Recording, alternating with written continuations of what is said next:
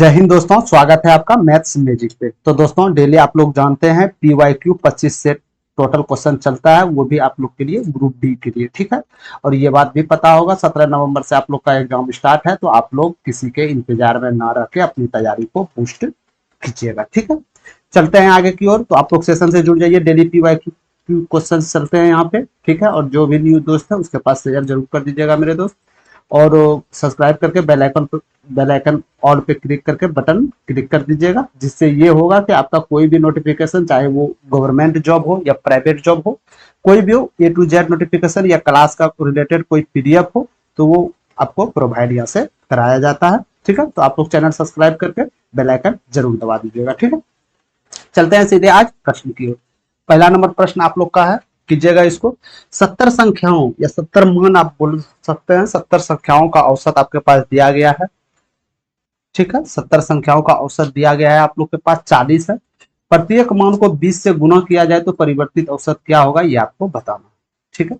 तो 70 मानों का औसत, यदि 70 मानों का औसत मेरे पास यदि 40 है मेरे दोस्त, और प्रत्येक मान में हम 20 से गुना कर दिए जाए, तो टोटल औसत में 20 से मान से गुना करने पर आपका टोटल औसत निकल जाता है। ये बात याद रखिएगा, ठीक है। यदि ये मेथड आपको समझ में नहीं लगा कि कहाँ से आपने इसको गुना कर दिया, तो कोई बात नहीं है, दूसरा मेथड भी है। मैथ तो वैसा चीज है, इसमें चार चार पांच मेथड से भी बन सकता है ये, ठीक है। तो 70 मानों का यदि औसत 40 है, तो क्या मैं बता सकता हूँ कि 70 मानों का योगफल क्या हो जाएगा, 2800 योग हो जाएगा ना 70 का योग, ठीक है। अब बोला जा रहा है प्रत्येक मान को 20 से गुना किया जाता है, तो प्रत्येक मान से 20 से गुना कीजिए, कितना हो गया आपके पास 56,000। तो इसका औसत पूछा जा रहा है, तो टोटल संख्याएं आपके पास कितना है, 70 है ना, तो 70 से इसको डिवाइडेड कर दीजिए, यानी 800। समझ गए। तो आप यहां से भी बना सकते हैं, या उत्तर यहां से भी बिना पेन उठाए दे सकते हैं, ठीक है। चलते हैं आगे की ओर। आप लोग यहाँ देख सकते हैं 26 अगस्त फर्स्ट शिफ्ट में जो टोटल 25 प्रश्न है, A to Z प्रश्न इजी वे से हम लोग करेंगे, ठीक है। चलते हैं आगे की ओर। एक धनराशि 4 व्यक्तियों ABCD में 4, 7 और 9, 3 के अनुपात में वितरित की जाती है। यदि C को B से 800 रुपया अधिक मिलते हैं, तो D को कितनी राशि मिलती है, ये आपको बताना। ABCD का क्या रेशियो था, ABCD का, तो हम बोल सकते हैं A का 4x था, तो B का 7x, तो C का 9x, तो D का 3x, ठीक। बोला जा रहा है C को B से 800 रुपया अधिक मिले, C को B से 800 रुपया अधिक मिले, 800 रुपया अधिक मिले, तो यानी ये दोनों का अंतर यदि करेंगे मेरे दोस्त, वो 800 के बराबर आना चाहिए। आना चाहिए नहीं, साफ साफ बोला जा रहा है, जब अंतर बराबर है तो आना चाहिए। लेकिन ये दोनों के अंतर करने पे क्या आ जा रहा है, 2x आ जा रहा है, यानी x का वैल्यू यहाँ से आप लोग के सामने 400 रुपया निकल जा रहा है, निकल जा रहा है ना। तो x का वैल्यू जब 400 निकल गया मेरे दोस्त, तो ABCD किसी से भी पूछे आपको, वहां से गुना करके आप निकाल सकते हैं। तो पूछा किससे जा रहा है, D से, तो D का क्या आपके पास था, 3x था, तो x का वैल्यू पुट कर दीजिए सिंपल आप यहाँ से। तो कितना टोटल हो गया, 1200, यानी वो धन टोटल 1200 रुपया डी को मिलेगा। करेक्ट ऑप्शन नंबर डी, ठीक है। ये सिंपल याद रखिएगा, ये अनुपात में है दोस्तों। अनुपात वो संख्याएं होती है, जैसे मान लीजिए आपको बोल दिए 12, 24 और 36, इसका पूछ दिया जाए अनुपात क्या होगा, तो क्या अनुपात इसका x, 2x, 3x नहीं हो जाएगा, क्योंकि x का यदि मान अब दोस्त 12 रखे, तो 12, 12 में 24, 12 36, बस अनुपात यही होता है, सबसे मिनिमम वैल्यू अनुपात होता है, समझ गए। तो यहाँ से हमने टोटल इसको निकाल लिया, तो x का मान 400 निकल गया, तो टोटल हम 1200 निकाले। C का पूछता, तो यहाँ से हम 400 से गुना कर देते। समझ गए, बहुत इजी वे क्वेश्चन था, इसको आप लोग ज्यादा सीरियस ना लेकर बहुत इजी वे तरीके से कर सकते थे, ठीक है। आपको बहुलक बताना है, बहुलक क्या होगा वो भी बटन सारणी में बताना है, बहुलक क्या होगा। तो सबसे पहले x का मान यहाँ से हम लिख लेते हैं, 0 से 10 दिया गया था, 20 से 30 दिया, सॉरी 10 से 20 दिया गया था, अंतराल 10 है ना, 20 से 30 दिया गया था, 30 से 40 दिया गया था, और 40 से 50 आप बोल सकते हैं दिया गया था। फ्रीक्वेंसी यानी बारंबारता, इसको आप बारंबारता बोलते हैं। बारंबारता वो होता है मेरे तो जो बार बार रिपीट करे, यानी 1 से 0 से 10 तक 5 बार रिपीट किया, ये 8 बार रिपीट किया है, ये आपका 10 बार रिपीट किया है, ये आपका 2 बार रिपीट किया है, ये आपका 5 बार रिपीट किया है। अब आपसे हम पूछ रहे हैं बहुलक होता क्या है। बहुलक वही होता है ना जो सबसे ज्यादा बार मैक्सिमम बार रिपीट करे कोई भी संख्या। बहुलक तो वही होता है ना सबसे ज्यादा मैक्सिमम बार रिपीट करे। तो ये सब में आप देखा जाए तो सबसे मैक्सिमम बार रिपीट क्या कर रहा है, क्या ये 10 नहीं कर रहा, क्या ये 10 नहीं कर रहा सबसे मैक्सिमम बार रिपीट। तो इसको हम इसका जो भी होता है इसका वर्ग अंतराल F1 जिसको हम बोलते हैं मेरे दोस्त, बहुलक वर्ग, इसको F1 मान लेते हैं। और इससे पहले वाला वर्ग को F0 मान लेते हैं हम, इसके नेक्स्ट वाला वर्ग को F2 मान लेते हैं। कोई दिक्कत यहाँ से? यानी बहुलक वर्ग F2 के बाद आने वाले वर्ग बारंबारता इसको हम 2 मान लेते हैं। समझ गए यहाँ से? तो आपको बहुलक का फॉर्मूला याद रखना बहुत जरूरी था। बहुलक का सूत्र क्या होता है बटन सारने? तो बहुलक का सूत्र मेरे दोस्त होता है लोअर लिमिट प्लस, समझ गए, F1 यानी ये जो आपका अंतराल है, मेन अंतराल है F1 माइनस F0, यानी कि वर्ग, ये जो अंतराल है बारंबारता है ना, बारंबारता अंतराल, इसके बहुलक बारंबारता है ना, इसके जस्ट पहले वाला F0। अब नीचे क्या आता है ये तो फॉर्मूला आप लोग देखे ही होंगे, ठीक है, F2। और यहाँ से हम गुना आई, मतलब जो वर्ग अंतराल है इससे हम गुना करते हैं। तो सिंपल यहाँ से मेरा लोअर लिमिट क्या निकल के आया? तो यदि मेरे पास इसका वर्ग का बारंबारता 10 निकला है, तो इसके लाइनिंग वाला यहाँ देखिएगा मेरे दोस्त, इसका लोअर लिमिट कितना है? 20 है, तो लोअर लिमिट को आप 20 लिख दीजिए, कोई दिक्कत नहीं है, ठीक है।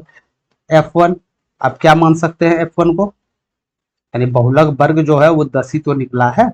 F0 यानी इससे पहले वाला क्या है, ये 8 है, तो 8 यहाँ लिख सकते हैं। F2 यानी इसके बाद वाला क्या है, तो 2 है, यहाँ 2 लिख सकते हैं। आई होता है मेरे पास वर्ग अंतराल। देखिए वर्ग अंतराल सब में कितना है? 10 10 का है, तो 10 है, बस सिंपल कुछ नहीं करना, ये फॉर्मूला को यहाँ पुट कर देना है। तो एल का मान 20 हो गया, तो F1 यहाँ से क्या निकला था? 10 और माइनस 8। अब बेटे 10 दूनी 20, माइनस 8 माइनस 2, यही तो निकला था।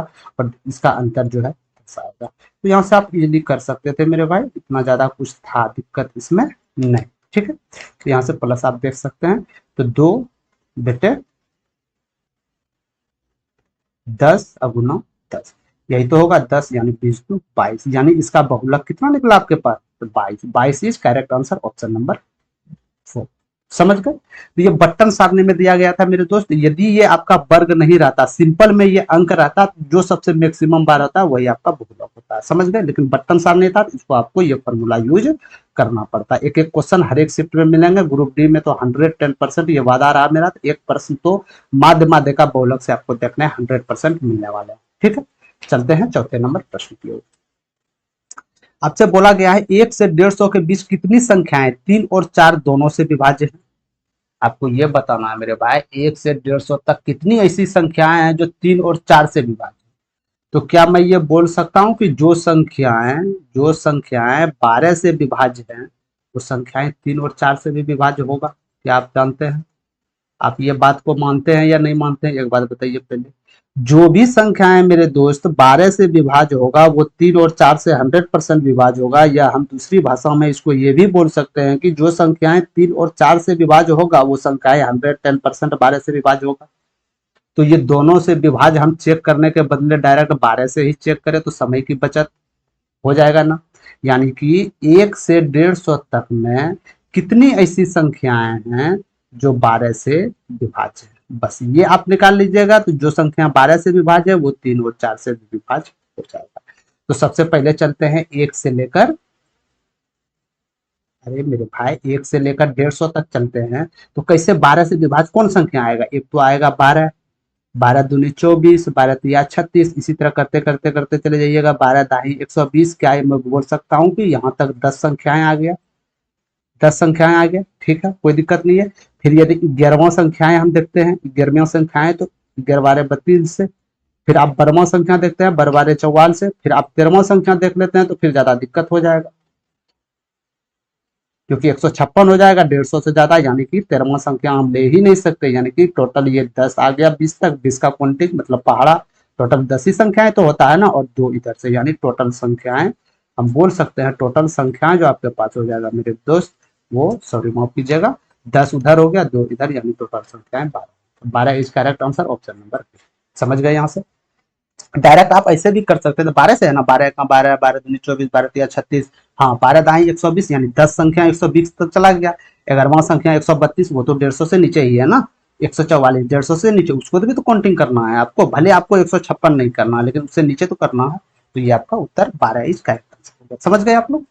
कोई दिक्कत हो रहा है तो आप लोग कमेंट सेक्शन में जरूर पूछिएगा, हम वो अगले सेशन में जो भी प्रश्न होगा लेके जरूर आप लोग के सामने हाजिर होंगे, ठीक है। चलते हैं 5वां नंबर प्रश्न।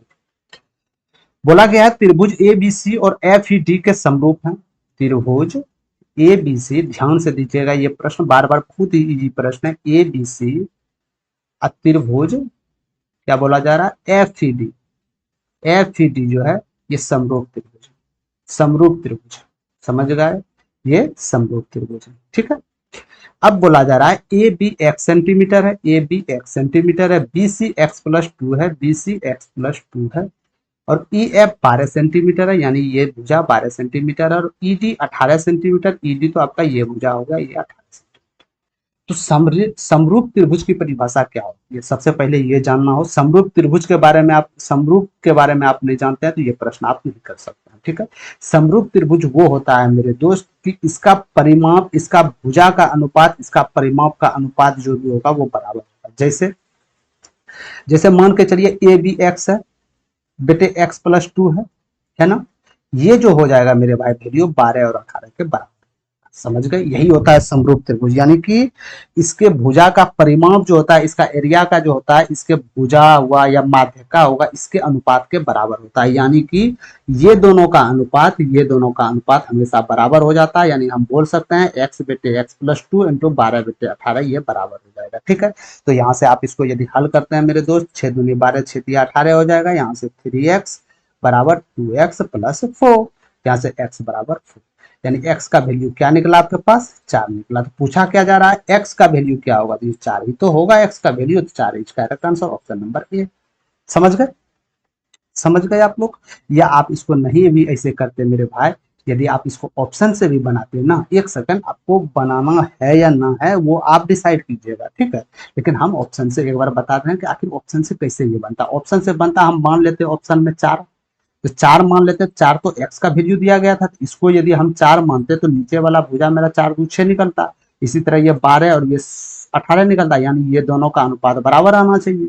ये दोनों अनुपात, क्या ये दोनों अनुपात बराबर है, 100% ये दोनों अनुपात बराबर है बस, यानी ये आपका x का मान 4 रखने पे वैल्यू पॉसिबल हो जाता है। समझ गए, तो ऑप्शन से इस तरह बनाया जाता है। समझ गए, आगे की ओर भी देखेंगे हम बड़ा बड़ा क्वेश्चन ऑप्शन से 2 सेकंड में कैसे सॉल्व हम कर सकते हैं, ठीक है। तो यहाँ से ये आपको दिक्कत आ गया, कोई दिक्कत नहीं आना चाहिए कि समरूप त्रिभुज में जो भी होता है इसका अनुपात जो होगा, भुजा का अनुपात, माध्य का अनुपात सब बराबर होते हैं, ठीक है। चलते हैं आगे।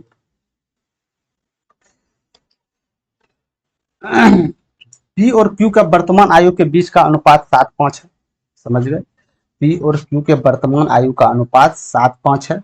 अब से 5 वर्ष पहले पी की आयु, अब से 5 वर्ष बाद क्यू की आयु के बीच का अनुपात बराबर है, ठीक है। तो अब से 5 वर्ष बाद पी की आयु और 5 साल पहले क्यू की आयु के बीच का अनुपात क्या होगा, ये आपको बताना, ठीक है। तो सबसे पहले हम वर्तमान आयु देख लेते हैं। वर्तमान आयु का अनुपात किसका किसका, पी क्यू का। तो पी क्यू का वर्तमान आयु का अनुपात क्या है आपके पास, 7:5 है ना। या हम इसको 7x इंटू 5x भी लिख सकते हैं कि x का वैल्यू कुछ भी होगा तो वो संख्या मेरे पास आ जाएगा। क्या हम ये लिख सकते हैं कि नहीं, या लिख सकते हैं कि नहीं, जी जरूर लिख सकते हैं।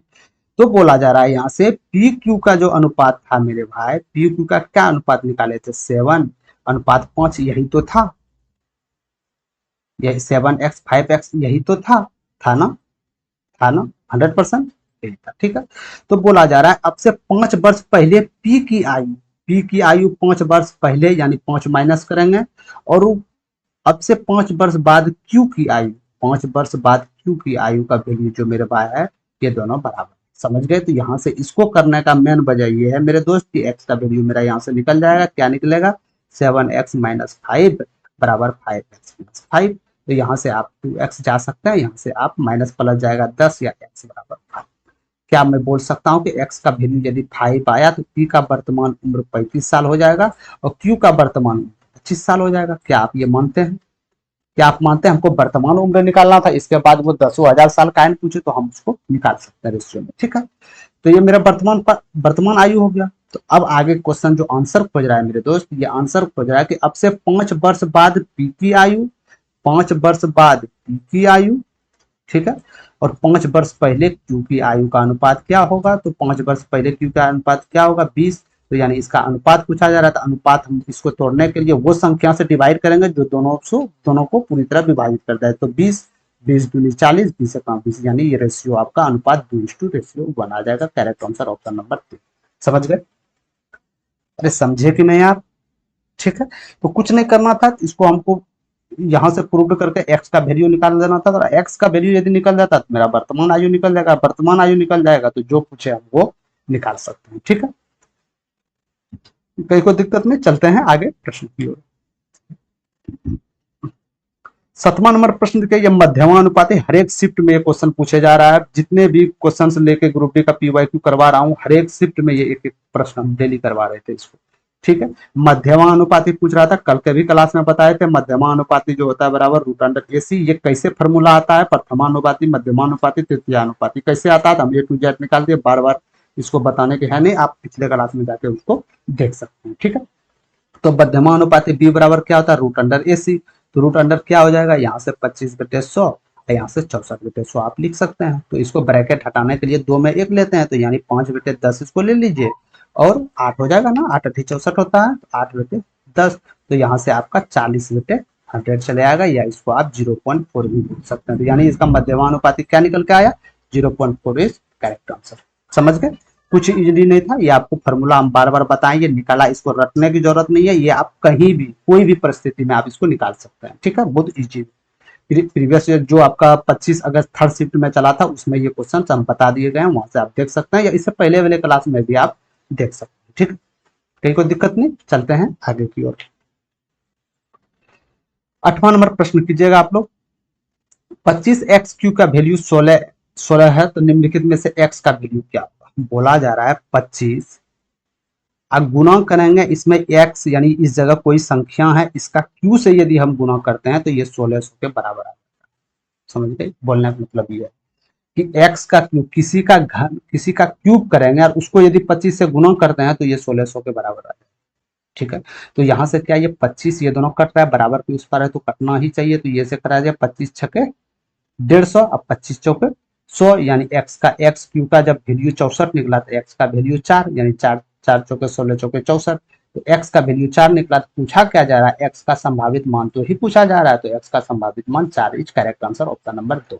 ठीक है, तो आप लोग डेली सेशन से जुड़े, यदि अच्छा वीडियो लग रहा है तो आप लोग लाइक जरूर कीजिएगा। लाइक करने से ये मिलता है मेरे दोस्त कि आपको पता चल जाता है कि जो भी आपके लिए कॉन्सेप्ट तैयार किया गया है वो आपको कॉन्सेप्ट पसंद आ रहा है। समझ गए, और जो भी न्यू दोस्त हैं जो ग्रुप डी के लिए फॉर्म फिलअप किए हैं इजी वे से, वो अपना तैयारी बूस्ट कर सकते हैं। 25 में 25 वो क्वेश्चन लाने का बेहतरीन मौका आप ला सकते हैं। कम से कम आपको ये पता चल जाएगा कि 2012 में पेपर का स्थिति क्या था, लेवल क्या था। समझ गए, यहाँ से बहुत बेनिफिट मिलने वाला है आपको। चलते हैं आगे प्रश्न की ओर। 9वां नंबर प्रश्न देखते हैं। 10,000 रुपये के मूल्य वाली एक घड़ी 40% और k% की क्रमिक छूट पर उपलब्ध है। यदि घड़ी का विक्रय मूल्य 2400 रुपया है तो k का मूल्य क्या होगा बताना। ठीक है, यदि घड़ी का विक्रय मूल्य 2400 रुपया है तो k का मूल्य क्या है बताना। सबसे पहले एक घड़ी का मूल्य निर्धारित किया गया था, इसको आप बोल सकते हैं मार्क प्राइस या अंकित मूल्य बोल सकते हैं, 10,000 था। ठीक है, तो डिस्काउंट जब भी दिया जाता है मेरे दोस्त, कोई भी वस्तु पे आपको कोई भी दुकानदार आपको डिस्काउंट दे रहा है तो इसका मतलब वो एमआरपी सेट किया है, वो क्रय मूल्य पे डिस्काउंट कभी नहीं दे सकता है। समझ गए, यानी वो 100% एमआरपी सेट किया है, यानी एमआरपी इसका 10,000 रुपया है। समझ गए, पहले कितना परसेंट का छूट दे रहा था, 40% का। यदि हम इसमें 40% का छूट दे दे मेरे दोस्त, तो मेरे पास वैल्यू क्या निकल के आएगा, 6,000 निकल के आएगा ना, यानी कि 10,000 का 40% 4,000 तो ही होगा ना। 10,000 का 40% 4,000, 10,000 में 4,000 माइनस जाएगा, यानी शेष जो बचेगा आपके पास 6,000 बचेगा, बचेगा ना 6,000। अब बोला जा रहा है कि ये 6,000 और एक डिस्काउंट इस पे दिया गया है k% का। के का वैल्यू क्या है हमको नहीं पता है, बट उनको पता है कि कुछ परसेंट दिया गया है, ये इसको एक्स भी मान सकते हैं आप। और जो डिस्काउंट ये दिया, डिस्काउंट देने के बाद जो मूल्य बचा आपके पास 2,400 रुपया बचा, तो आपको ये बताना है कि ये के का मान क्या, कितना परसेंट आखिर डिस्काउंट दिया जो ये 2,400 रुपया में मूल्य अंकित हो गया, ये विक्रय मूल्य। तो पहले था कितना में 6,000, 6,000 से हुआ कितना 2,400, कितना डिस्काउंट गया, कितना रुपया डिस्काउंट गया, तो आप सिंपली बोल सकते हैं कि 3,600 रुपया डिस्काउंट गया। किस पे डिस्काउंट मिला है, 6,000 पे मिला, 6,000 पे ही तो माइनस हुआ है ना। 100 पे कितना परसेंटेज निकालने के लिए हमेशा हम 100 से गुना करते हैं, तो यहाँ से आपका 60% आ जाएगा, यानी कि के का वैल्यू आपका यहाँ 60%। यदि 6,000 में 60% हम छूट दे तो आपका वैल्यू 2,400 के बराबर आ जाएगा। ठीक है, तो 60% is correct answer, option number 3। ठीक है, कोई दिक्कत नहीं होनी चाहिए। बहुत ही इजी वे प्रश्न था, इस तरह आप बना सकते हैं मेथड से मेरे दोस्त। अब डायरेक्टली आप क्वेश्चन यदि इस तरह आ जाए ना, तो एग्जाम हॉल में इस तरह करने नहीं बैठिएगा आप लोग 60% फिर के बेटे 100% फिर ऐसे करने नहीं बैठिएगा दोस्त। बहुत ही दिक्कत होता है एग्जाम हॉल में, जब वहां से करके निकलते हैं तो आपको पता चलता है कि काश 2 मिनट और ज्यादा होता तो 2 प्रश्न हम कर लेते। ठीक है, तो एक इजी वे मेथड पकड़ना बहुत ही आप लोग के लिए जरूरी होता है, वो मेथड जो आपको सबसे मिनिमम समय में आपका कहानी तमाम कर दे। समझ गए आप लोग। आप 10वां नंबर प्रश्न कीजिएगा। ये प्रश्न भी आप बहुत विधि से बना सकते हैं, लेकिन हम ये प्रश्न को हम ऑप्शन से देखिए। ये विधि यदि आप प्रोसेस से बनाते हैं तो आपको थोड़ा टाइम लगेगा, लेकिन ये आप यदि ऑप्शन से बनाते हैं तो कुछ भी समय नहीं लगेगा। जैसे एग्जाम्पल आप देख लीजिए पहले, एक टैंकी को 4 मिनट में पूरी भरने के लिए 2 पाइप, पाइप ए और पाइप बी एक साथ चलाना पड़ता है। समझ गए। यानी कहने का एक साफ मतलब है कि ए बी दोनों खोल दिया जाए तो एक टैंकी को 4 मिनट में पूरी तरह भर देता है। ठीक है, कोई दिक्कत नहीं। यदि ए को टैंकी पूरा भरने में 20 से 6 मिनट का कम समय लगता है, यानी कि ए टैंकी जो भरता है मेरे दोस्त, बी टैंकी जो भरता है, यदि बी एक्स बटे 6 मिनट लग रहा है तो इसको एक्स मिनट ही लग रहा है, यानी कि ए को बी से 6 मिनट कम समय लग रहा है। समझ गए। तो अकेले बी को टैंकी को पूरा भरने में कितना समय लगेगा, अकेले बी कितना घंटा में कितना मिनट में टैंकी को भर देगा, यानी कि ऑप्शन में वो उत्तर दिया होगा मेरे दोस्त जो बी अकेले घंटे मिनट में भर दे। समझ गए, यानी कि आंसर वही होगा जो बी पूरी तरह भर दे। कोई दिक्कत नहीं। तो सबसे पहले हम ऑप्शन यदि ए पकड़ते हैं, ठीक है, ऑप्शन यदि ऑप्शन से बनाना है तो शुरू से ऑप्शन से आपको चेक करना पड़ेगा। यानी यदि हम मानते हैं मेरे दोस्त की बी 20 मिनट में भर रहा है, ये कितना मिनट में भरेगा, यानी इससे 6 मिनट कम। साफ साफ यहाँ देखे ना आप, इससे 6 मिनट कम लग रहा है, लग रहा है ना, 6 मिनट पूरी तरह कम लग रहा है। यदि 6 मिनट कम यानी 14, तो क्या ये दोनों दोनों मिलकर 4 मिनट में भर सकते हैं? यदि ये दोनों मिलकर 4 मिनट में भर सकते हैं तो ये मेरा ऑप्शन सेटिस्फाई है, ये मेरा उत्तर हो जाएगा। बट ये दोनों मिलकर 4 मिनट में भर ही नहीं सकते। कैसे नहीं भर सकते हैं? तो ये एक दिन में 1/14 भाग भरेगा, एक दिन में 1/20। तो यहाँ से आप लोग कैलकुलेट कीजिएगा टोटल काम को, तो यहाँ से कभी भी 4 आपका उत्तर नहीं आएगा। इसका मतलब ए नंबर इज आपका करेक्ट ऑप्शन नहीं। समझ गए, यानी कि ए आपका उत्तर हो ही नहीं सकता है, ये आपका गया। दूसरा नंबर पकड़ते हैं। क्या बी को हम 6 दिन मान लें? यदि बी को 6 दिन मान लेते हैं, 6 मिनट में करते तो 6 मिनट ये 0 हो जाएगा, तो ये भी नहीं होगा।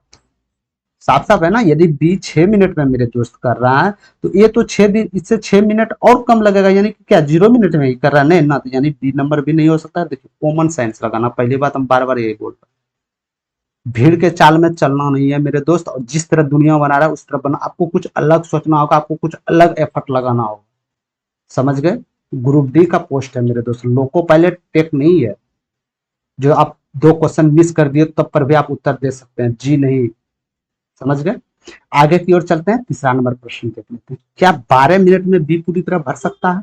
यदि 12 मिनट में पूरी तरह बी भर दे तो ए को भरने में कितना लगेगा?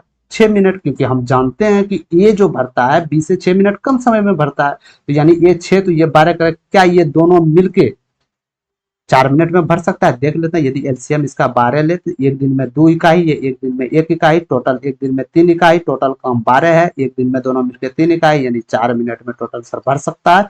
यानी ये और ये मेरा प्रूव हो जा रहा है, प्रूव हो जा रहा है। लेकिन ये हाँ हकीकत 4 मिनट में भरा, यानी ऑप्शन आपका 3 is correct answer, option number C. इसको आप प्रूव करने की जरूरत भी नहीं है और ये प्रूव होगा भी नहीं।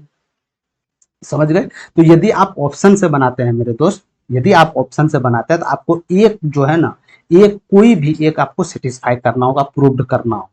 ठीक है, तो हमने यहाँ ये प्रूव्ड के लेके चला था कि ए बी 4 मिनट में कर सकते हैं कि नहीं कर सकते हैं, ये हमको देखना।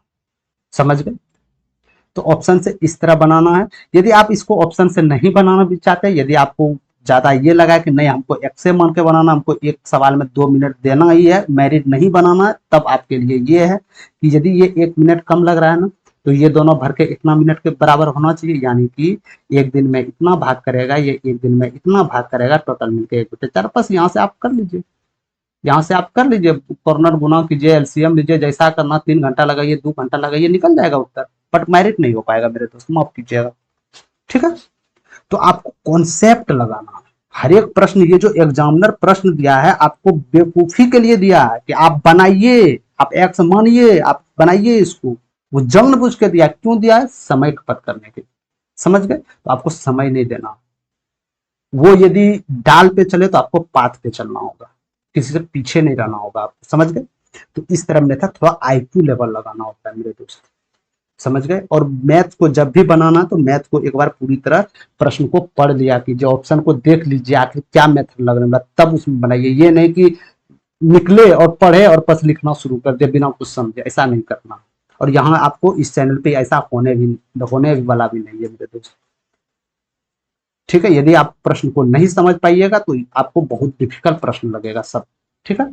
चलते हैं 11 नंबर पे। यदि कोसेक 2a बराबर सेक a माइनस 15 डिग्री है तो a का मान क्या होगा डिग्री में आपको बताना। तो एक चीज आप लोग फॉर्मूला जानते होंगे मेरे दोस्त, कि यदि आप कोसेक 90 माइनस थीटा करते हैं तो ये सेक का निर्माण कर लेता है, समझ गए? क्या आप इसको बोल सकते हैं?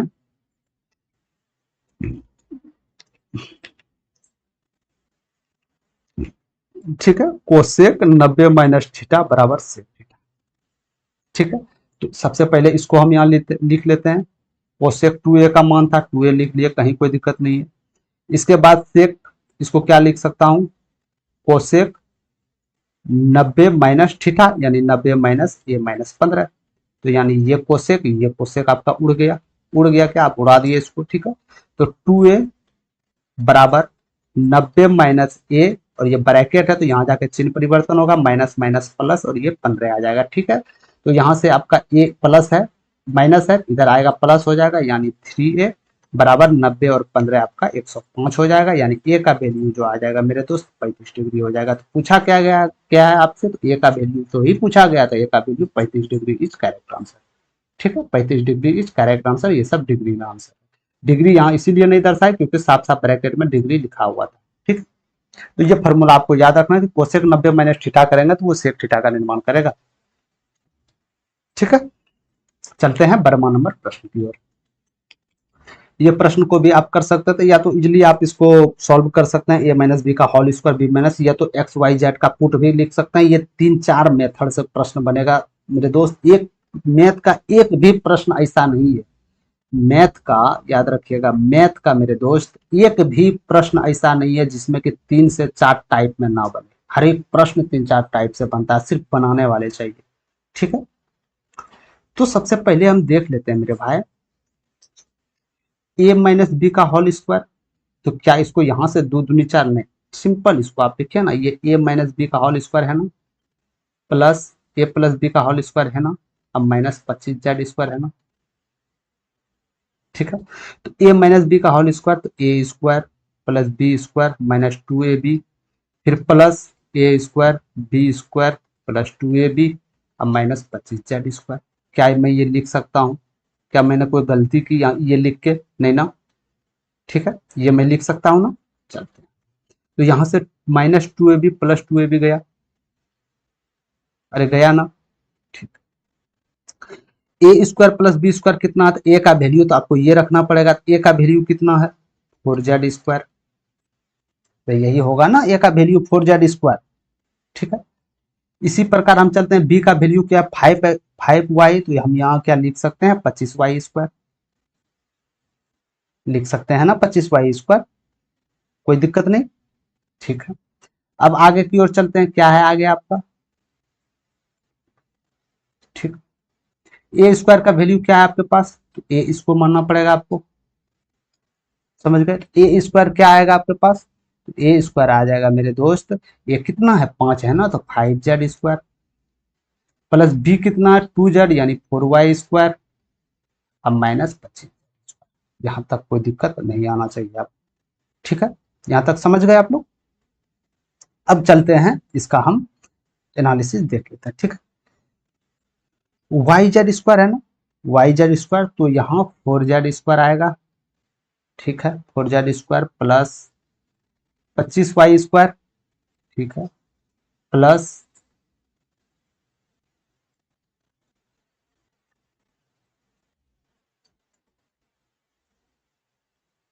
एक मिनट कहीं तो गलती हुआ है, 4z² है, ठीक है। 25y³ है, 25y² और कहीं y² है, जी हाँ, 25×4 29y², यहाँ हो जाएगा, माफ कीजिएगा, 29y², ठीक है। 4z² प्लस 29y² हो जाएगा, बचा 29y² हो जाएगा, तो 5z², 5×5 = 30 हो गया, यानी ये दोनों आपका माइनस चले जाना चाहिए मेरे दोस्त। 1 मिनट 1 मिनट, कहीं टाइपिंग में तो दिक्कत नहीं हुआ? टाइपिंग में तो दिक्कत कहीं नहीं हुआ? ठीक है, यहाँ से एक बार और देख लेते हैं। 4z² प्लस 25y², ठीक है, plus 25z² plus 4y² minus 25z², ठीक है। यहाँ तक तो ठीक है सब चीज। तो यहाँ से हम इसको 4z² प्लस 25y², ये दोनों चले जाएगा, यहाँ चिन्ह परिवर्तन नहीं किए थे मेरे दोस्त, प्लस 4y²। तो यहाँ से हम क्या लिख सकते हैं, 4z² प्लस 25y² और 4i², 29y², ये आपका उत्तर आ जाना चाहिए, यानी 4z, हाँ, 4z² प्लस 29y², यही होगा ना, सॉरी 29z² है ना, ये होगा आपको 4z² plus 29y², 4z² plus 29y, हाँ, option number B is correct answer. समझ गए, तो ये आपका उत्तर होगा। तो यहाँ से आप डायरेक्ट भी कर सकते थे, a² प्लस b² 2, जब ये दोनों संख्याएं कटना होता है तो ए बी लिखने में थोड़ा आसान होता है मेरे दोस्त, टाइम का बचत होता है, इसीलिए हम इसको यहाँ से ए बी लिखे, यहाँ पे हम डायरेक्ट वैल्यू पुट किए, ठीक है, यहाँ पे हम डायरेक्ट वैल्यू पुट किए, कोई दिक्कत नहीं। चलते हैं आगे की ओर। 13 नंबर प्रश्न देखिएगा, यदि 3500 रुपया की राशि प्रति वर्ष 5% चक्रवृद्धि ब्याज पर निवेश की जाती है तो वार्षिक रूप से संयोजित होती है, मतलब सालाना है आपका, तो वो अवधि क्या है, वो समय क्या है जिसके लिए चक्रवृद्धि ब्याज 358.75 रुपये पड़ता है। आपके पास मूलधन दिया गया है कितना, 3500, रेट भी आपके पास दिया गया है 5%, टाइम आपके पास x ईयर्स आप मान लीजिए, और ये बात भी दिया गया है कि सिंपल इंटरेस्ट जो निकलता है मेरे भाई 358.75 निकलता है, ठीक है। समझ गए, यहाँ तक कोई दिक्कत नहीं है। तो compound interest, sorry compound interest ये है, तो कंपाउंड इंटरेस्ट कितना निकला, 358.75, मूलधन क्या था आपका 3500, यदि गुना 100 कर देंगे तो कंपाउंड इंटरेस्ट परसेंटेज में मेरा निकल गया, ठीक है, कितना परसेंट कंपाउंड इंटरेस्ट निकला। तो यहाँ से ये करेंगे तो ये दशमलव उड़ेगा, ये दोनों कट जाएगा, तो ये 35 से यदि आप ले जाते हैं तो 35 से 35, 35 दूनी 70, 35 पंचे यहाँ हो जाएगा 175, ठीक है। तो ये मेरे पास क्या आ गया 10.25, ये 10.25 क्या है, ये चक्रवृद्धि ब्याज है, चक्रवृद्धि ब्याज है, ये परसेंटेज में, समझ गए, यानी कि ये मेरा जो है कंपाउंड इंटरेस्ट है 10.25, क्या निकला 10.25 कंपाउंड इंटरेस्ट। तो कंपाउंड इंटरेस्ट 10.25 निकला, जिसमें कि रेट आपका ऑलरेडी दिया गया था 5%, तो टाइम क्या है ये आपको बताना, यहाँ से आप थोड़ा सा कॉमन सेंस यूज करके बता सकते हैं कि कंपाउंड इंटरेस्ट सिंपल इंटरेस्ट थोड़ा ज्यादा होता है, ये बात तो मानना पड़ेगा। यदि हम यहाँ 3 रखते, टाइम 3 साल रखते तो 5 या 15, यानी 15 से भी ओवर होता, यदि हम यहाँ 2 रखते हैं तो 5 दूनी 10, हाँ ये करीब हो सकता है, तो यदि 2 रखते हैं तो ये भी फॉर्मूला पे आप देख सकते हैं, यदि 2 साल के लिए 5-5 रेट है आपका, 5 गुना 5 गुना 5 बेटे 100, यानी ये 2 साल का कंपाउंड इंटरेस्ट मेरे पास निकल जाना चाहिए, 5 5 10 अब 0.25, यानी सही बात है, ये 2 साल के लिए मेरा टाइम निकला, 2 साल यानी 24 मंथ, ठीक है, समझ गए, यानी 24 मंथ 2 साल के लिए, तो 10.25 कंपाउंड इंटरेस्ट क्या निकला 10.5, ठीक है। तो ये रुपयों में दिया गया था, इसको हम परसेंटेज में यहाँ से कन्वर्ट किए, परसेंटेज में करने के लिए हम सिंपल जानते हैं रेट आपका जब 5% है, टाइम तो आप ऑलरेडी निकाल सकते हैं जब कंपाउंड इंटरेस्ट दिया गया हो, है ना, समझ गए। चलते हैं आगे, प्रश्न की ओर। 14 नंबर प्रश्न देखिएगा मेरे भाई, 2 भाई बहनों की आयु का अंतर 7 वर्ष है, यानी कहने का मतलब है x माइनस वाई कर दीजिए 7 साल है, इसमें से कोई एक भाई होगा कोई बहन होगा, उतना देखने नहीं गया कोई, ठीक है। यदि उसकी आयु का योग, यदि उसकी आयु का योग 21 साल है तो भाई और बहनों में सबसे छोटी आयु किसका, सिंपल ये आप यहाँ से माइनस कर सकते हैं, तो ये 2x बराबर 28 हो गया, x बराबर 14। तो यदि x बराबर हम 14 रखते हैं मेरे दोस्त, तो y क्या रखना पड़ेगा, y 7 रखना पड़ेगा, तब ना 14 में 7 जाएगा, 7 और 14 7 21, तो यानी सबसे छोटी आयु क्या है, 7 ही साल तो है y का सबसे छोटी आयु, तो 7 साल is correct answer, option number 3। समझ गए? बहुत ही इजी प्रश्न थे, मुंह से भी कर सकते थे बिना पेन उठाए। 15 नंबर प्रश्न देखिएगा। 14 मीटर त्रिज्या वाले, 1 मिनट, हाँ, 14 मीटर त्रिज्या वाले एक अर्धवृत्ताकार क्षेत्र पर तार का वार लगाने की आवश्यकता है। ठीक है, तो आवश्यक तार की लंबाई ज्ञात कीजिए। क्या होगा तार की लंबाई? एक आपके पास वर्ग एक स्क्वायर में था, एक वृत्त के रूप में था। ठीक है, एक वृत्त के रूप में था, वृत्त को आप आधा कर दिए, तो ये किसका निर्माण हो गया आपका? तो कहीं ना कहीं ये मेरा अर्धवृत्त का निर्माण हुआ। क्या हम बोल सकते हैं ये मेरा अर्धवृत्त का निर्माण हुआ? अर्धवृत्त थोड़ा सा कटोरे के रूप चले आया, तो अर्धवृत्त हम बढ़िया से बना लेते हैं। तो ये मेरा अर्धवृत्त हो गया, कहीं कोई दिक्कत नहीं। इसका त्रिज्या भी दिया गया। त्रिज्या वो होता है सेंटर से परिधि के बीच की दूरी को त्रिज्या दिया जाता है, 14 मीटर की है मेरे पास। कहीं कोई दिक्कत नहीं है, नहीं। तो इसको क्षेत्र पर, अर्धवृत्ताकार क्षेत्र पर, कौन है अर्धवृत्ताकार क्षेत्र? यानी कि इस पे चारों साइड, समझ गए? चारों साइड, ये चारों साइड पे, इधर से ये चारों साइड, इधर भी जाएगा, ये चारों साइड पे क्षेत्र पर तार की वार लगाने की आवश्यकता है। तो आवश्यक तार की लंबाई क्या होगा बताना है। तो ये यदि चारों साइड मेरे दोस्त हम तार लगाते हैं, तो कहीं ना कहीं ये मेरा परिधि तो ही निकलेगा, कहीं ना कहीं ये मेरा पूरा आयतन तो ही इसका निकलेगा ना, पूरा निकालना पड़ेगा चारों साइड का। ठीक है, तो अर्धवृत्त का परिमाप क्या होता है? परिमाप ही निकालना पड़ेगा। तो अर्धवृत्त का परिमाप क्या होता है मेरे भाई? तो अर्धवृत्त का परिमाप होता है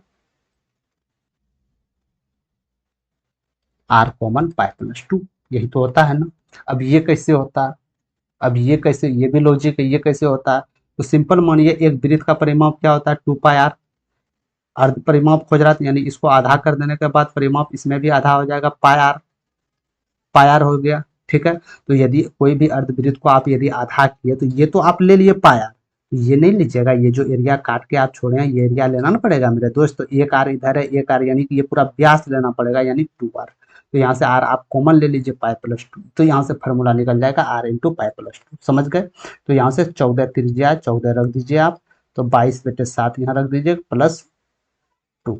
ठीक है, तो यहाँ से 14 गुना, ये कितना हो जाएगा? 14 मतलब 36/7, तो 7 दूनी 14, 36 दूनी 72, यानी कि टोटल लंबाई जो होगा मेरे भाई 72 मीटर होगा। टोटल लंबाई जो होगा तार का 72 मीटर होगा। और ये 72 मीटर आप अर्धवृत्ताकार को चारों साइड से लगा सकते हैं, इजी वे में लग जाएगा, कहीं घट कहीं बढ़ नहीं होगा। समझ गए? समझ गए? ठीक है, तो सबसे पहले अर्धवृत्ताकार खोज रहा था, अर्धवृत्ताकार, और तार लगाना हो तो तार तो आप चारों साइड लगाइएगा, थोड़ी है कि अर्धवृत्ताकार तार में अंदर घुसा के आप तार लगाइएगा, नहीं ना, लगे वो कीजिएगा तो चारों साइड। तो इसका कहीं ना कहीं परिमाप खोज रहा था, तो परिमाप उसका ये होता है, जो वृत्त का होता है, जो आपका वृत्त का होता है, इसका आधा जो होगा वो उसका अर्ध परिमाप हो जाएगा। समझ गए? चलते हैं आगे की ओर, 16 नंबर प्रश्न की ओर। ये प्रश्न बहुत बार बार पूछे जा रहे हैं, बहुत इजी प्रश्न है।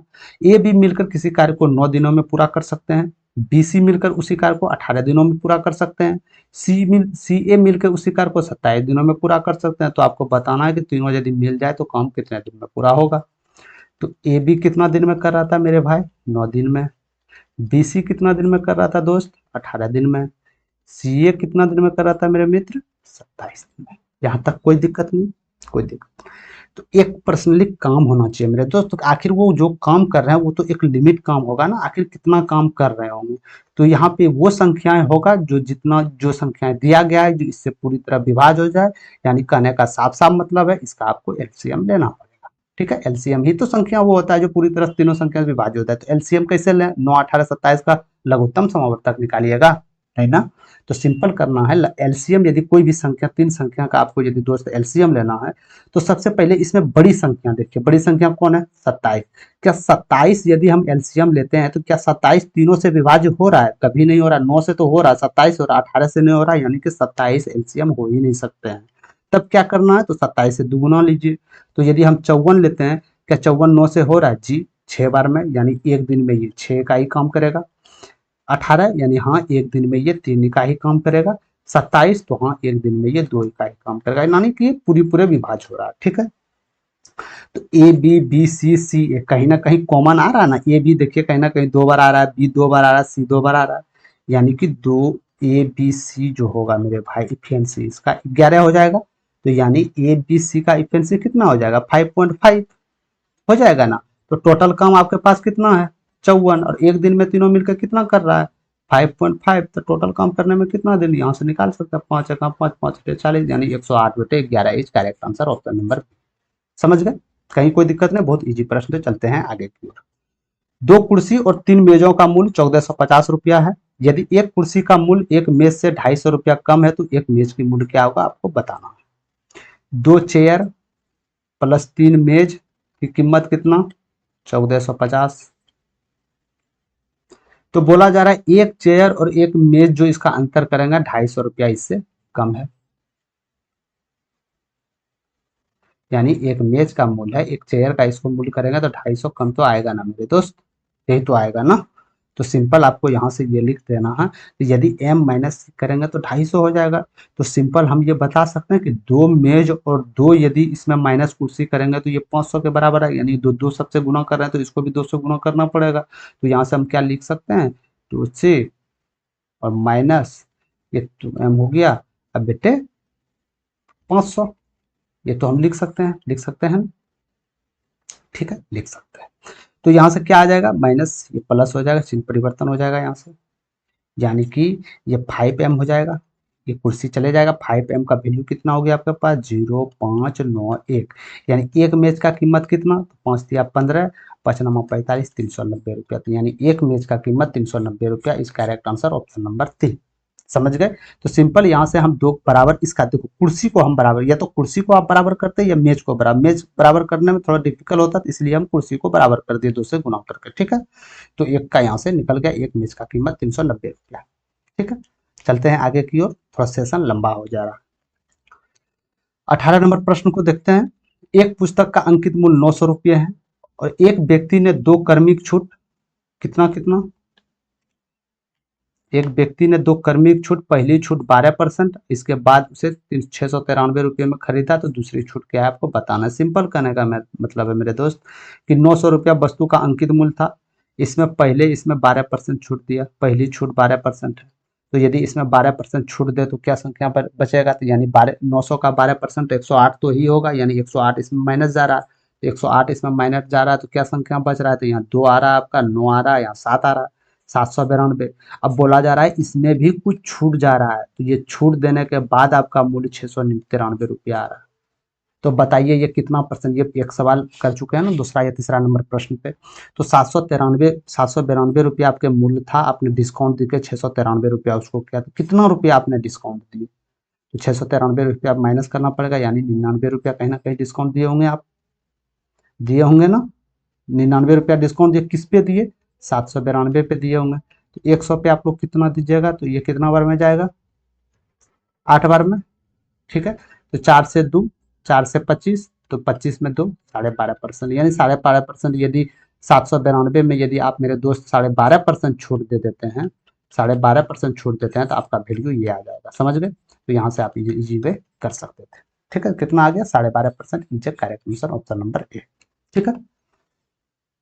संख्या ज्ञात कीजिए जिससे संख्याएं 57, 95, 211 को विभाजित करने पर प्रत्येक स्थिति में एक ही शेषफल प्राप्त होता है, ठीक है। कहने का मतलब है कि वो बड़ा संख्या कौन सा है जो कि 57 को भाग दे, 95 को भाग दे, 211 को भाग देने पर जो शेषफल बचे वो एक ही प्राप्त हो, शेषफल अलग अलग न हो। यदि शेषफल 2 आ रहा है तो सब में 2 ही आएगा, 1 आ रहा है तो सब में 1 ही आएगा, 0 आ रहा है तो 0, ठीक है। तो सबसे बड़ी संख्या यदि हम 4 पकड़ते हैं, क्या 4 से भाग देने पर सबका शेषफल, यदि इसमें भाग देते हैं 4, 1 4 को 16, यानी कि इसका शेषफल 1, इसको देते हैं 4 दूनी 8, 1 4 तिया 12, इसका शेषफल 2, यानी कि ये नहीं हो सकता, शेषफल अंतर है। क्या 3 से हो सकता है, कभी भी नहीं हो सकता है, 3 से ही पूरा 0 आ रहा है, ये 3 से 0 नहीं है, नहीं हो सकता है। 1 से तो हो ही नहीं सकते हैं, बचा कितना 2, तो 2 इस करेक्ट आंसर ऑप्शन नंबर 2। समझ गए कि यानी आप नहीं विश्वास हो तो 57, 95 और 211 को मेरे दोस्त 2 से भाग देके देखिए, सब में शेषफल समान बचेगा, ठीक है। जैसे 2 से इसे करते हैं तो इसमें शेषफल 1, इसको 2 से करते हैं तो इसमें शेषफल 1, इसको 2 से करते हैं शेषफल 1, यानी शेषफल समान बचता है, वो संख्याएं 2 है, ठीक है। तो हमेशा याद रखिएगा इस तरह प्रश्न दे दे और ऑप्शन दे दे तो आपको ऊपर से चेक नहीं करना है, आपको सबसे बड़ी क्या बोला जा रहा है, सबसे बड़ी संख्या ना, तो बड़ी संख्या को ऑप्शन में लेके चलना है। हो सकता है उसमें बड़ी संख्या भी और छोटी भी संख्या हो, तो छोटी संख्या मार दीजिएगा तो आपका आंसर गलत हो जाएगा। क्यों, क्योंकि बड़ी संख्या को हो जा रहा है, ठीक है। कोई दिक्कत नहीं, कोई परेशानी नहीं, चलते हैं आगे की ओर। और कोई परेशानी आ रहा है तो आप लोग कमेंट सेक्शन में जरूर कीजिएगा, उसका मैं डाउट लेके आऊंगा जरूर 100%। ठीक है, चलते हैं आगे की ओर। एक बंद घनाभ का कुल पृष्ठ क्षेत्रफल ज्ञात कीजिए जिसकी लंबाई चौड़ाई ऊंचाई दिया गया है। तो सबसे पहले आपको घनाभ की कुल एरिया ज्ञात होना चाहिए। कुल क्षेत्रफल क्या होता है? घनाभ का कुल क्षेत्रफल मेरे दोस्त लंबाई चौड़ाई, चौड़ाई ऊंचाई इंटू लंबाई ऊंचाई रखना है। बस कुछ नहीं करना है। लंबाई आपके पास दिया गया था कितना? 16। चौड़ाई दिया गया था कितना? 12। और ऊंचाई कितना दिया गया था? 8। बस ये वैल्यू पुट कर दीजिएगा, ये आपका उत्तर यहाँ जो भी होगा उत्तर आपका ये चारों में चले जाएगा। समझ गए? ठीक है, चलते हैं आगे की ओर। तो यदि हम सिंपल भी करें मेरे दोस्त, यहाँ से कर ही लेते हैं। एल भी कितना है? तो 16 गुना 12 प्लस बी एच कितना है? 12 गुना 8। अब प्लस एल एच कितना है? 16 गुना 8। ठीक है, यहाँ से हम सिंगल डिजिट भी लेते हैं मेरे दोस्त। 2 6 दूनी 12 2 बटे 96 सिंगल डिजिट इकाई अंक पे 6 प्लस 8 48 इकाई अंक पे 8 8 6 14 यानी 6 2 8 8 16 यानी इकाई डिजिट पे 6 होगा। 6 से 2 कीजिएगा तो यानी कि कोई भी संख्या होगा इकाई डिजिट पे 2 होगा। इकाई डिजिट पे 2 होगा तो ये हो ही नहीं सकता। क्या ये दोनों में ये कौन सा होता है? ये संख्या तो बहुत ही छोटा हो गया। यदि इसको गुना करके 2 से गुना करेंगे तो बहुत संख्या बड़ी होगा। संख्या आपके पास ऑप्शन नंबर ए यही हुआ कॉमन सेंस। ठीक है। समीकरण है आपके पास 2x² plus 7x plus 6 equal to 0 को इस प्रकार लिखा जा सकता है। इसको तोड़ने पे आपको किस प्रकार लिखे जा सकते हैं? तो इसको डायरेक्ट ऑप्शन से भी आप तोड़ सकते हैं। डायरेक्ट ऑप्शन से यदि इसको तोड़ते हैं तो यहाँ से 2x² हो जाएगा। अब माइनस माइनस हो जाएगा क्या आपका? 3 दूनी 6। यहाँ माइनस आ रहा है, सब में प्लस है तो ये तो हो ही नहीं सकता, पहली बार छटा गया। इसको करते हैं तो x को यदि 2x से गुना करेंगे तो 2x² प्लस 3x, फिर अब 2 से गुना करेंगे तो 4x, अब प्लस 3 दूनी 6। क्या ये संख्याएं 2x² प्लस 7x प्लस 6 क्या ये संख्याएं बराबर आ रहा है इसका? जी बराबर आ रहा है, सेटिस्फाई है। कौन? 2 नंबर प्रश्न। ठीक है, चलते हैं आगे की ओर। a² प्लस b² बराबर 50। ए बी 7 है तो a प्लस बी ए बटे बी माइनस क्या होगा? तो बहुत सारे स्टूडेंट इसमें a प्लस बी का होल स्क्वायर लगाएंगे। a² b² प्लस 2ab का मान a² प्लस b² खोलेंगे, फिर ये कर क्यों करना है? क्यों पागल बनना? सिंपल यहाँ से देख सकते हो ना, यदि हम 7 को इससे गुना करें स्क्वायर करके 50 आ जाना चाहिए। क्या 7 a का 7 नहीं हो जाएगा? और इसको 7 का स्क्वायर प्लस a² करेंगे तो 50 नहीं आएगा। कॉमन सेंस थोड़ा तो लगाना पड़ेगा ना आपको दोस्त। तो x का वैल्यू b से बड़ा है, यानी कि हमेशा हम जान सकते हैं कि 7 a का वैल्यू 7 होगा, b का वैल्यू 1 होगा। तो यहाँ से पूछा जा रहा है 7 में 1 गया 6 और 7 1 8 यानी कि 3/4 कीजिए आप। फार्मूला कीजिए, कोई स्टूडेंट यहाँ पुट करके निकल जाएगा। आप फार्मूला खेलते रहिएगा, फिर बोलिएगा मैरिड नहीं हुआ, 1 नंबर कम हो गया। समझ में आ रहा है? तो सब तरह से प्रश्न को ध्यान में रखना है आपको। कॉमन सेंस भी यूज करना है, यदि आप उसको लंबा प्रोसेस बने उसमें भी ध्यान देना है, जैसा बने। समझ गए? मैथ वैसा विषय है, 4 दिमाग खोल के रखना होता है मेरे दोस्त एग्जाम्पल में, नहीं तो ऐसा झटका देता है ना मैथ, पानी पीना भूल जाइएगा। समझ गए? तो मैथ्स को समझ के बनाना है, रट्टा मार के नहीं बनाना है। कभी आपका पॉसिबल हो ही नहीं सकता है 25 में 25। तो समझिए, मैथ को समझ के बनाइए। आखिर क्या बोले जा रहा है? हर एक प्रश्न एग्जामिनर आपको बनाने नहीं देता, आपको पेन उठाने नहीं देता, बट आप उठाते हैं। क्यों? क्योंकि आप उतना ही दिमाग लगाते हैं। ठीक है, तो हर बार आपको पेन उठाना नहीं पड़ता है मेरे भाई। हर बार पेन उठाइएगा तो दिक्कत का सामना करना पड़ता है। कोई सवाल मुंह से भी दिया जाता है, जैसे ये सवाल में थोड़ा कॉमन साइंस था। क्या जरूरत है? थोड़ा कॉमन साइंस लगाते तो क्या जरूरत था इसमें a² प्लस b² करने का? ठीक है, चलते हैं आज के लास्ट नंबर प्रश्न हो सकता है ये आपका। ठीक है, तो ये प्रश्न आप लोग कमेंट सेक्शन में बना के जरूर उत्तर इसका दे दीजिएगा। ये प्रश्न पूछा हुआ था, मात्र 20% स्टूडेंट ने करेक्ट जवाब दिया था, उसमें से आप एक हैं क्या? देख सकते हैं आप लोग चेक करके। ठीक है, और यदि आप लोग को इसका मेरा दोस्त चाहिए आपका पीडीएफ तो आपको टेलीग्राम चैनल पे जाना होगा, वहाँ से आप पीडीएफ मुफ्त में डाउनलोड कर सकते हैं। ठीक है, यदि सेशन पसंद आ गया तो सेशन को आप लोग लाइक जरूर कीजिएगा, शेयर जरूर कर दीजिएगा न्यू बच्चे के पास, जो इससे बेहतरीन आपको 2 महीना के अंदर हो सके तो 5-10 नंबर कम से कम तो वो बढ़ा सकता है।